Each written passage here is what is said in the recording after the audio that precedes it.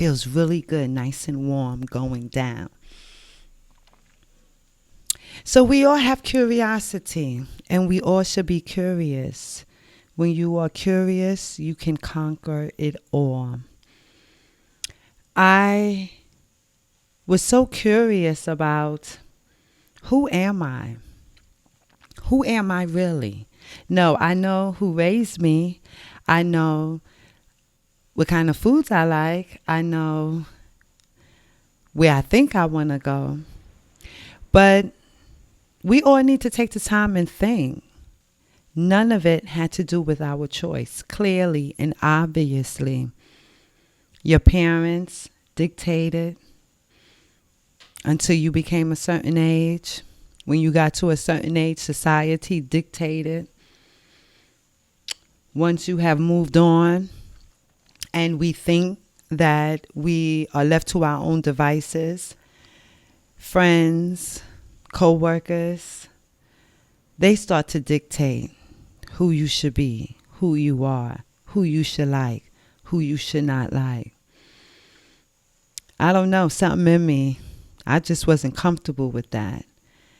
Something in me wasn't comfortable with who I was. I was searching and I was searching because only a powerful mind can even dig that deep to know that there is something to search for. And in searching, I found, when do we have self-knowledge? When do we gain that special skill? Have knowledge of self. We are conscious. We are conscious of everything that goes on around us. We are conscious of things that go on in other places far away from us. But when do we become self-conscious?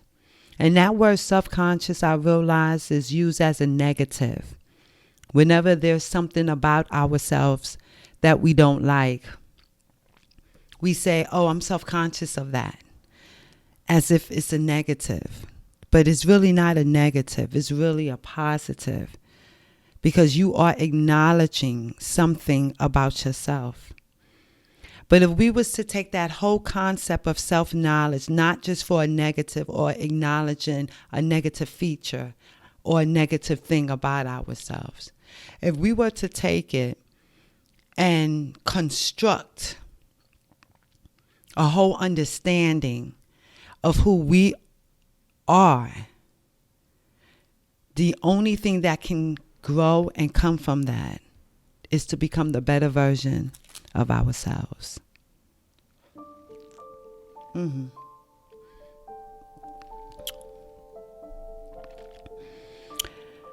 When I was studying ancient Egypt, and if you ever study ancient Egypt, you will know a lot of mysteries and secrecy surrounds everything.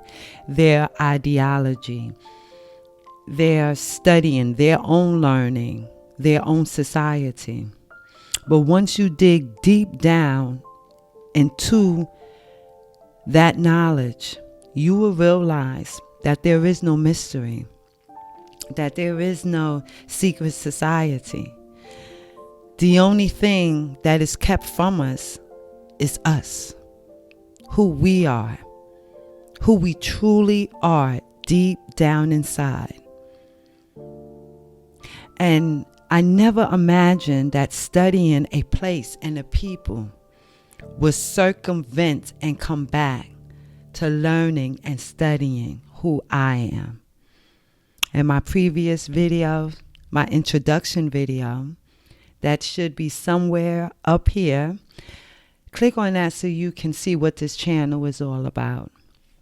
This channel is about how do we, me, you, all of us become the better versions of ourselves.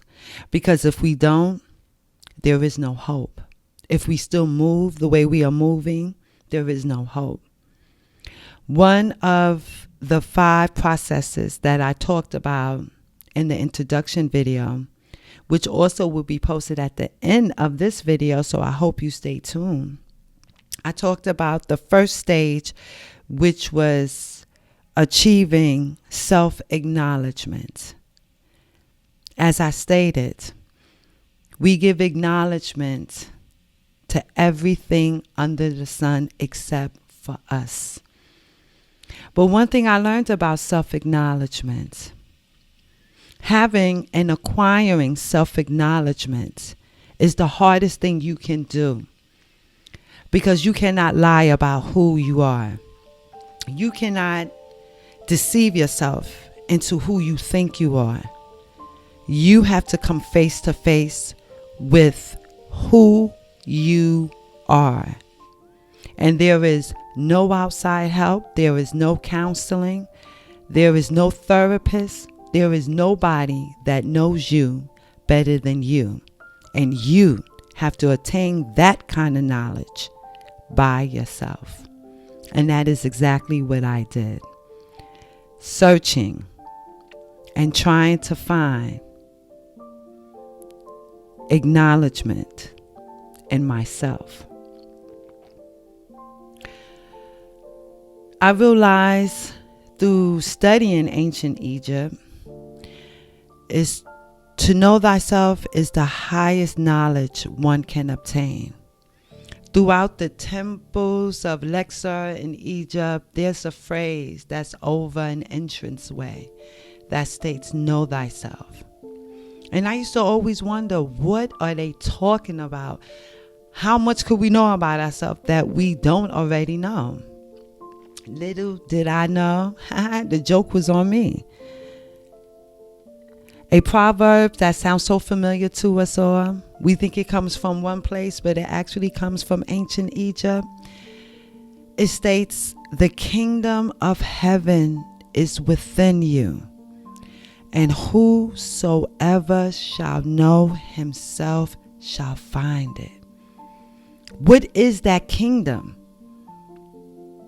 Where is it? What does it contain? What do I gain from finding that kingdom? And you're telling me that the kingdom is inside myself? Wow. I've never been told that. I've always been told that it's up there. I've always been told that it's around the corner. It's in somebody else's hands. That's when I realized that all the mysteries that surrounds our ancients, and they have schools, that schools of the mysteries that we now call the Illuminati, secret societies. The mystery is you. I found out the mystery was me. I found out that I am the kingdom. And I had to go deep down inside to bring out the queen.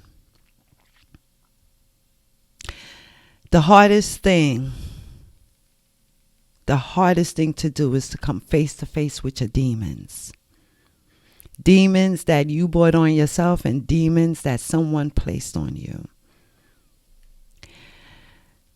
What makes me me?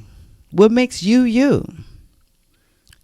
These are the kind of questions that I had that came out of curiosity, because I was so curious to find that kingdom that lied within me.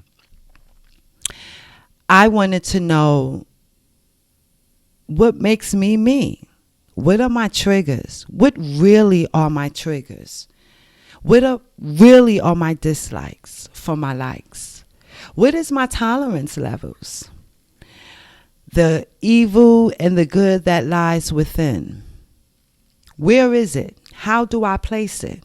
Is it bad to be evil? Is it great to be good? Evil and good misplaced can only lead to a dangerous conversation.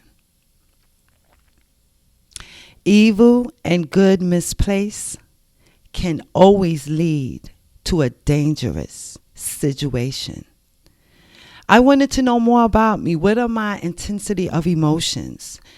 What are my coping skills? You know, they say if you haven't been through anything, you don't know if you can ever get through anything. And the toughest and strongest people are those that have went through something. Because when you're going through something, and you come out on the other side. It shows your character.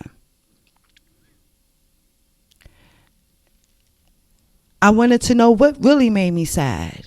Did I want to be sad? Or did I think I should be sad? Or did I feel guilty? Because sometimes you just have to say, I don't give up. Let me drink some tea.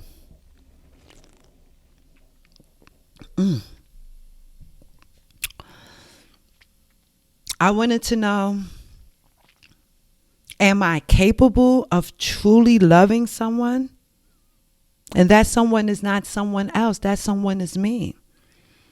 What's my kindness like? What makes me happy?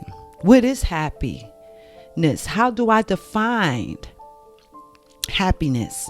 Is it things that make me happy?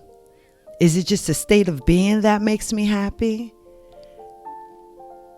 I had to realize, I'm starting to understand this. I'm learning about an ancient people that's doing nothing but reflecting back on me, on what I should know about myself. Realizing that, no, it's not about the way we live life. It's about the way you live life. How are you living your life? I realized it was all about me. It's all about you, the person, devoid from any outside influences. If we don't celebrate or acknowledge nature, we're 50% short of becoming a better version of ourselves. Because tapping deep down into the spirit, you will realize that you become one with all.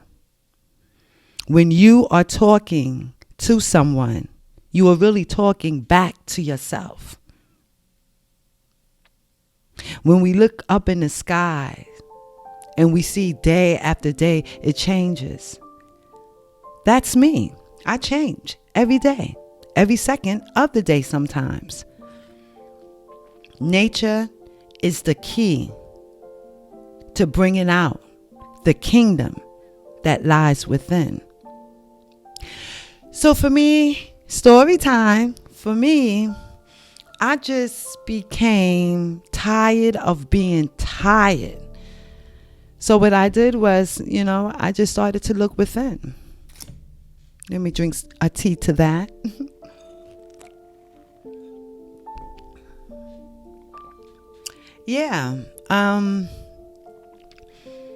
So now let me just break down just a little bit how I was able to go through the first process of gaining self-acknowledgement. As situations would come up in my life, it didn't matter what it was. They was basically all the same now that I look back on them. But as things will come up in my life, I silently started to pay attention to the way I thought about them, my feelings towards them, and my responses to them. And the reason why I started to do that, because the learning of ancient Egypt made me realize that I need to start becoming conscious of my own actions. And that's the first step into becoming, or to have, self-acknowledgement. You have to almost be a third wheel in the situation that you're in. Don't totally be involved and emotionally attached to the situation. You have to leave at least 10% out of it, as if you was floating over the situation as it's happening, so you can see exactly your actions, how you respond, and what was really truly said. Long after a situation would occur, you know what I would do? I would think about it and rethink about it. And I will call this friend up and this friend up. And once again, I am talking about it. And I will rethink in my head how I would have done this different, how I would have said this differently. And my emotions will be just as high as if the situation was still happening. So the more I would talk, about the situation, the more I would think about the situation, the same feelings will come up as if I was still dealing with the situation. Doing this put my thoughts in such an unrealistic reality that my physical state moved accordingly to those thoughts. There were times that, let's say, driving, road rage, and once the road rage is done, I'm still thinking about it 5 minutes later driving down the road. Like, I wish somebody else would cut me off. Let's have tea to that. It stays with you. It's in your head. And, like Cardi B said, the situation stayed on my mind like it had condos in my head. I had to learn, when you start now taking what you're learning about somebody else and start applying it to you, you start to learn about your whole body.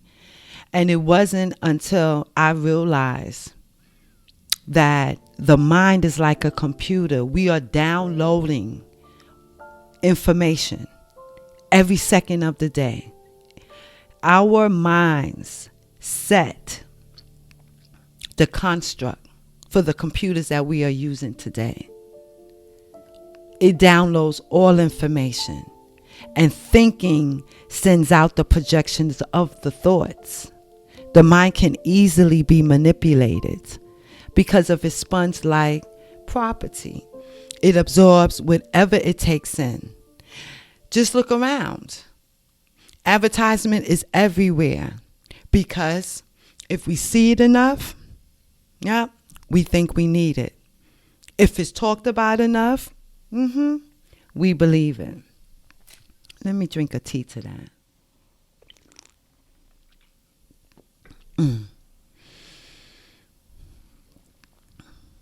I started to realize it was in that moment that I had to think of something that is going to put me different from the way I used to be the day before. And that's when it came to me. I had to change the way I think. Having self-knowledge, and when you're seeking knowledge of self, there's a stage where you're just learning. You're watching yourself. You're hearing yourself. And you are learning about yourself. The next step from that is to say, okay, if I constantly do this, what makes me think that the outcome is going to be any different? If I know if I don't do this and wait to the last minute and do it, what makes me think that the outcome is going to be any different than what it has proven all the years that I've been doing that? Curiosity is not just about being curious about everything that's around us. Curiosity starts from being curious about who you are as a human being. What makes us a human being? And I had to realize that remaining curious about all things had me question everything. I would question my own actions. What about the situation that made me upset? What part of the situation that I did not like or that I disagree with? And with me, I had to figure out why the strong emotional responses to them. It came a time when I had to sit back with no interpretations, drop all emotions, and not over or understand the situation. You know how difficult it is to just let a situation be? I had to understand how my eyes perceive things.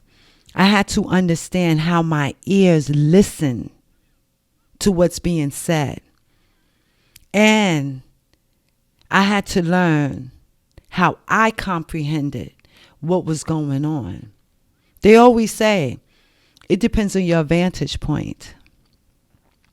I noticed, sadly, that I was not responding directly to the situation. I was responding to previous situations that I had never had the courage to deal with or to heal from. And I think all of us can testify, either you know someone or either it's you. I started with me. Sometimes we can make a situation worse than what it is. It's because we have a lot of backed up, pinned up trauma that we was never able to let go. And then it will come out in present situations. Self-acknowledgement exposes what we try to hide or suppress about ourselves.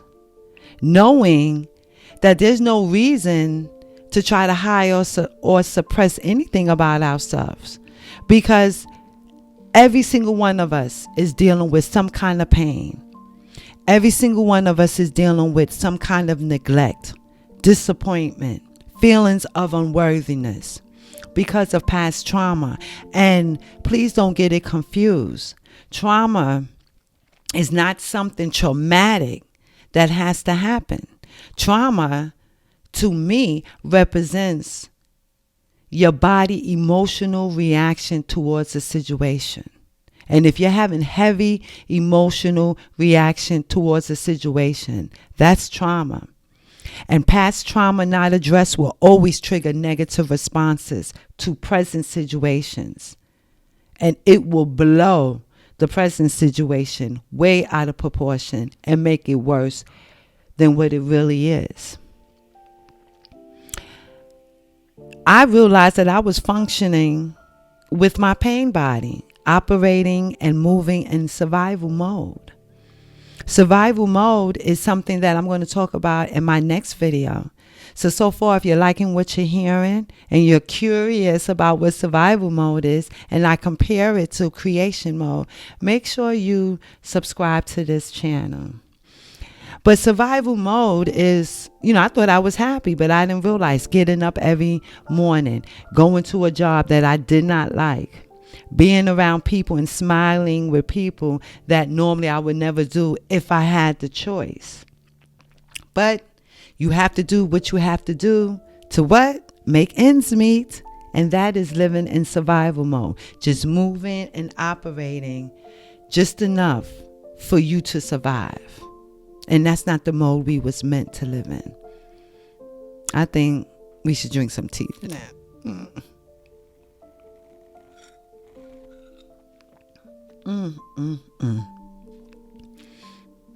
Soothing and warm to the soul. So to me, the toughest thing that I have done was go back. I am going to post a link to my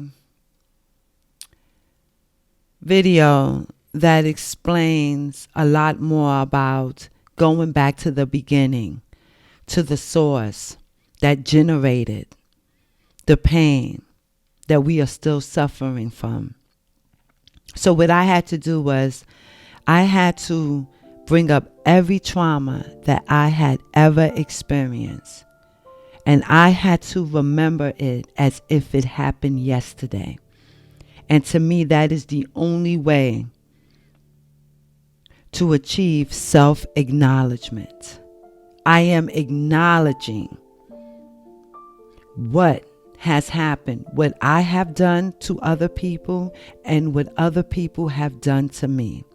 And it's not pretty.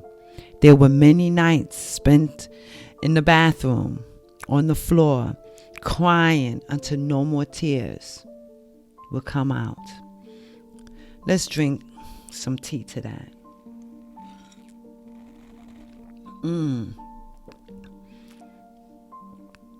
I had to remember things that made me feel disgusting. I had to remember things that made me feel defeated.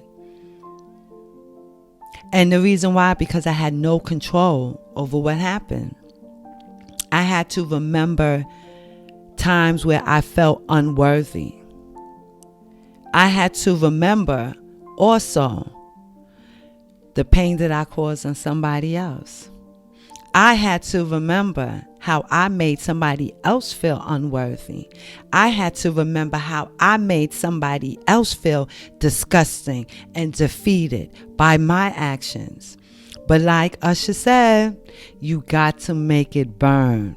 You have to make it burn. That gotta burn. Let's drink tea to that.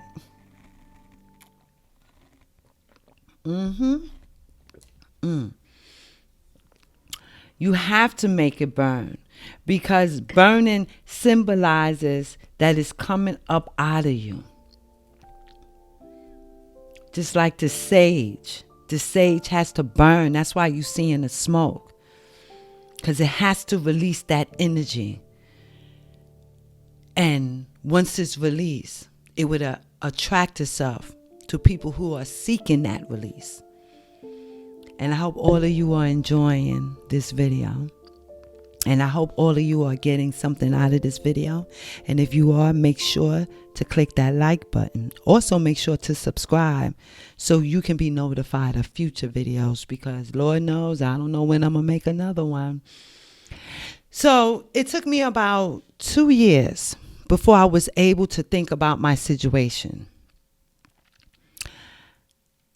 2 years for me to think about my situation. And 2 years to realize, as I was thinking about the situation, I had absolutely no negative emotions from the thought of it. Because a lot of times when we know something has happened to us and we think about it, it triggers. Finding out what your triggers. It triggers negative emotional responses. It makes you feel a certain way. It kills your vibe. Just like when we think of something that's pleasant to us, the dopamine start running around and busting off in your head and you feel good. And what I had to realize, self-acknowledgement is not drinking your problems away, is not creating a wall to prevent anything else from happening to you. Self-acknowledgement is taking everything that you did that happened to you, putting it down on an invisible paper, and you just sitting there in the dark by yourself thinking about it. And when you think about it and you think about it, and then you start to realize there is no emotional attachment to it, that's when you realize, damn, I'm free of this shit. Let's lift our teacups to that.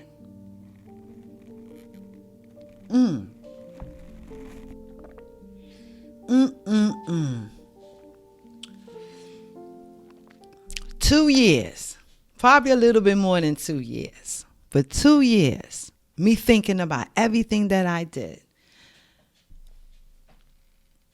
No emotional attachment to the thought. I couldn't believe it. And it was at that moment when I said, oh, is this the beginning of living in creation mode? The mode that we was meant to be in? See, creation mode is when you allow yourself to be creative. When you allow yourself the opportunity to create.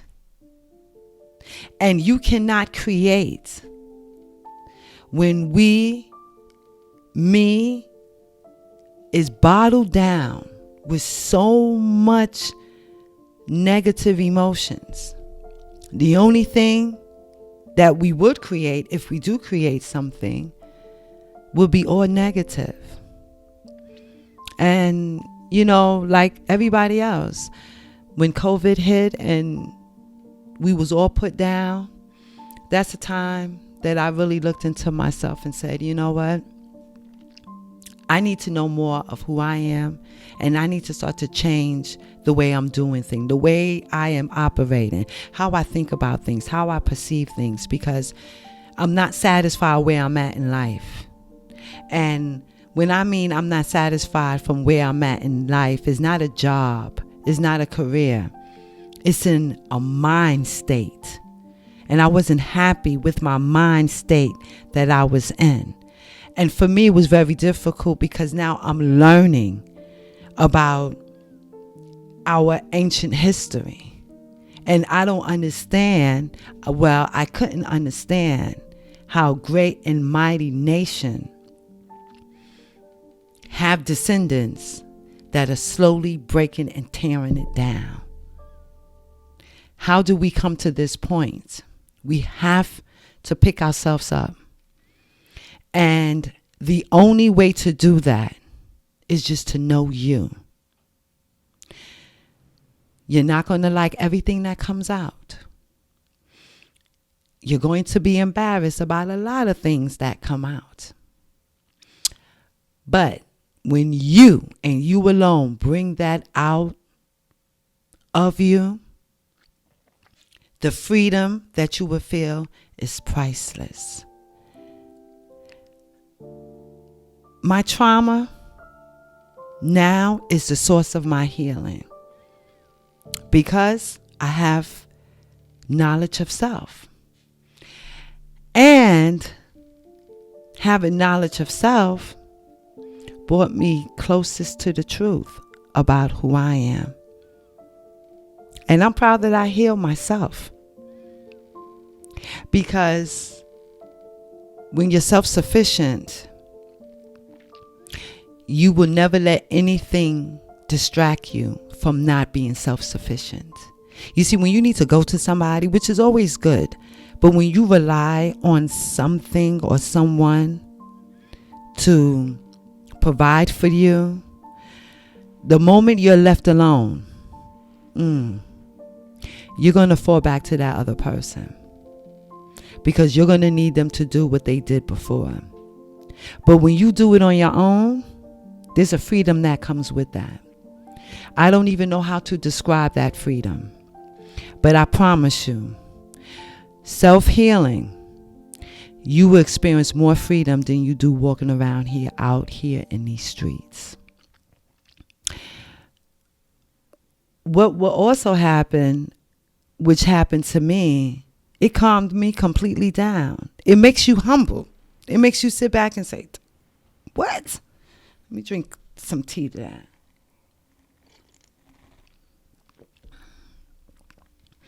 It will put you right on your nice ass. But then what it will also do, it will help you think rationally now. Because now you have to make sure that you're comprehending everything that's being said. And that's very difficult because a lot of people hear you, but they don't listen. It made me aware of the danger of letting my thoughts control me. That's the worst thing you can do is be led by your thoughts. And we are all led by our thoughts because nobody is telling us not to.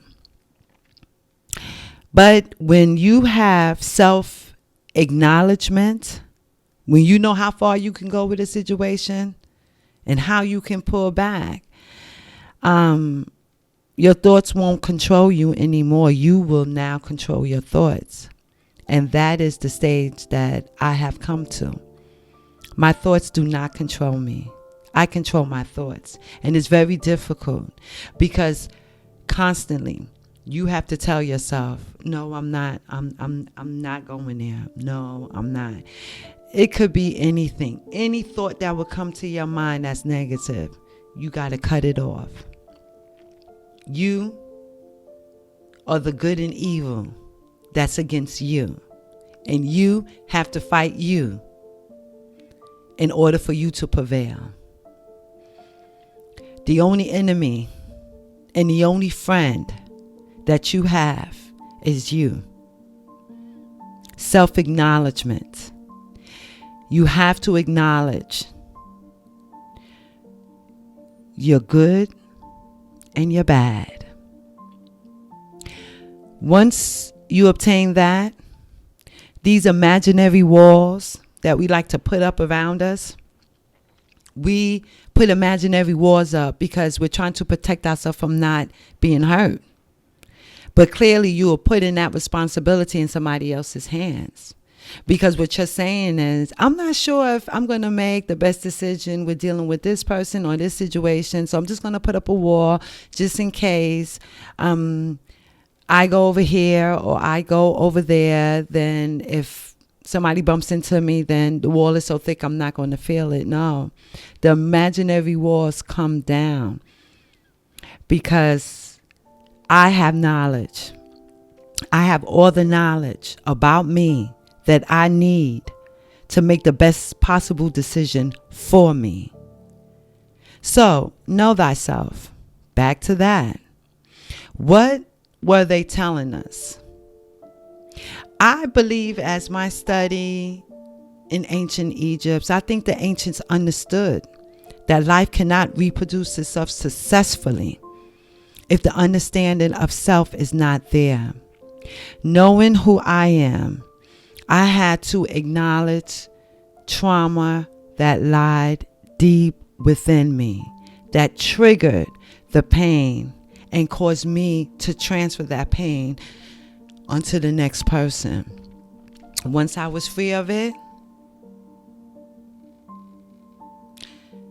a whole new thinking has come over me now.